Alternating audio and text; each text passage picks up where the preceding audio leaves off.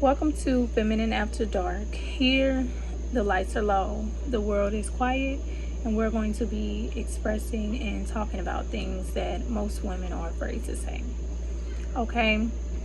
And the reason why I chose this topic is because to me, being feminine is more than just about expressing pink or color or being there for women. Being feminine to me is realizing who you are and not what the expectations of other people are. So, being feminine to me is truly embracing your inner self. So for this episode, I am going to be talking about what a woman really wants. Okay, and for me, um, it is a really expansive topic because you can say that you want many things in life, right? But as far as being a woman, what do you want? For one, I would like to feel desired because feeling desired is like having a piece of chocolate. The reason why I say that is because when you desire something, nothing that hits your taste buds will be fulfilling enough until you get that piece of what you desire. And for that, that just makes a woman feel complete, so feeling desired is more than just fulfilling a satisfaction. It's, you know, um, having completeness. So I can't really elaborate on that or explain it anymore. I also, as a woman, know that I love to feel chosen. The reason why is because there are so many choices in the world that you can make, right? But when you truly know yourself and the person that you're with in a relationship or people that you encounter yourself with, it can be many relationships. You feel chosen in that area because everything that surrounds you or that relates to that person feels designated to you. That's kind of what feeling chosen or being chosen feels like, and that makes you know that that situation or that person is for you because everything related to the things that you all do, the conversations that you have, the way that you love on each other, your love languages, it all feels chosen, right? It doesn't feel like they're choosing to love you in a way that they think that would satisfy you. They're choosing to love you in a way that they know satisfies you because you're chosen and they know everything about you. Not loving you in a way that relates to other people or that relates to other topics because they think that it's a trending thing, basically saying that I'm going to buy my girl flowers because the world made it seem so that every woman feels loved when she receives flowers, but that doesn't quite feel chosen, right? That feels forced. And feeling chosen more feels like I am going to buy my girl this on Tuesday because I know that either she's having a bad day or this would uplift her day because maybe it's a book that she loves, a series that she loves, and you know that she's almost finished with her last series, and you know where she goes to buy these books, and you go and you make it your duty to go buy that book because you know that this is something that would uplift her. That's a chosen feeling. I also know that I love to feel passion.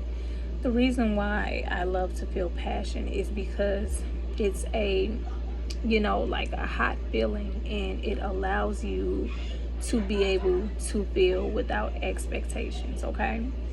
So, I know that those all sound like sensations in a way, but it's to me being loved deeply.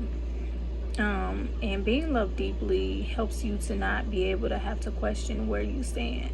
And I know that most women desire that, and that's what being in love feels like, when you know exactly what you desire in your partner, because you know what speaks to yourself. And most of these things won't have to be asked for, because in a relationship you all took the time to get to know one another, and you've accepted things that you know that, okay, this person does not speak to me, so I'm going to be willing to move on instead of waste that person's time, right? And that's what helps you to not be able to question the relationship, because if you're in a relationship and you're constantly doing something because you know that this is something that would keep the relationship going, versus to knowing that this actually fulfills this person and makes my person happy effortlessly, that's what, not having to question the relationship feels like. So, it's a giving thing.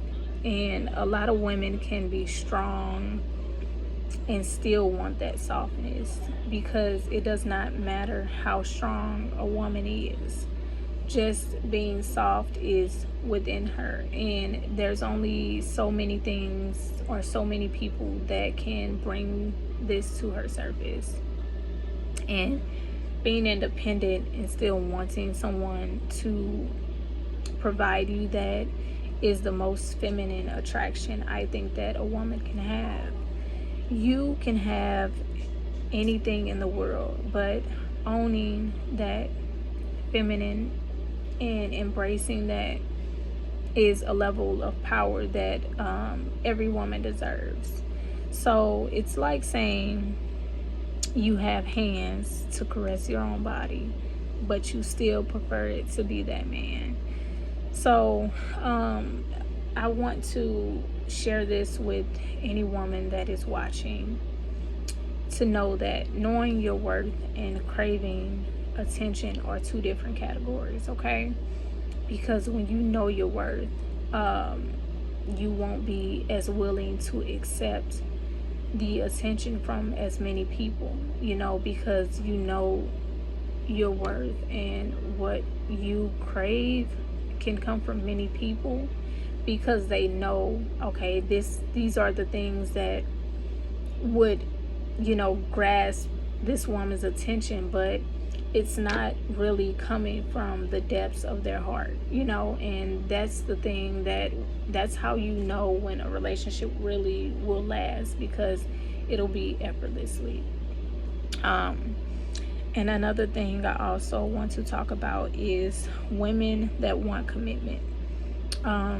Women want commitment, and it also brings excitement to her, because she's not having to perform or meet the expectation of what you're receiving from another woman. And commitment provides her that security to know that I'm doing this for my man to make him happy, not doing this to compete with another woman and fulfill the desires that she's been feeling, or having to reach a level of desire that she's been giving you. I'm only reaching certain levels to satisfy or fulfill your needs, not to compete or reach another level of what some woman or another woman has been giving you. And women want sex, yes. Of course they'll be willing to open up or receive it from any man, because that's something that women need. It's a connection, and a lot of women will be willing to accept this from any man when she does not know her worth or know what she wants in life. And most times a lot of people will make us feel like that wanting intimacy makes us needy. I don't feel like that. Whoever said that wanting or craving or needing a man makes a woman weak had no idea what having a woman is, or truly, what is it called? They've never really truly, what do I want to say? They don't know what actually escalating, or I really don't know what the word is. They don't know what it is to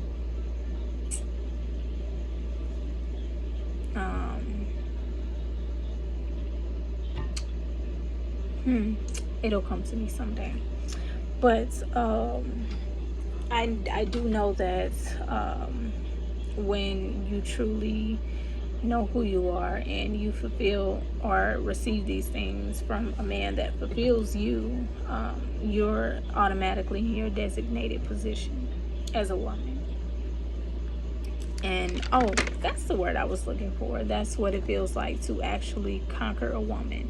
So when a man would come around and tell you that you're weak for feeling like you need a man, or you're weak for wanting a man, they've never truly conquered one. And it's funny to say that, because even when a man does conquer a woman, it does not mean that she's his lifelong partner, or things are going to work out forever.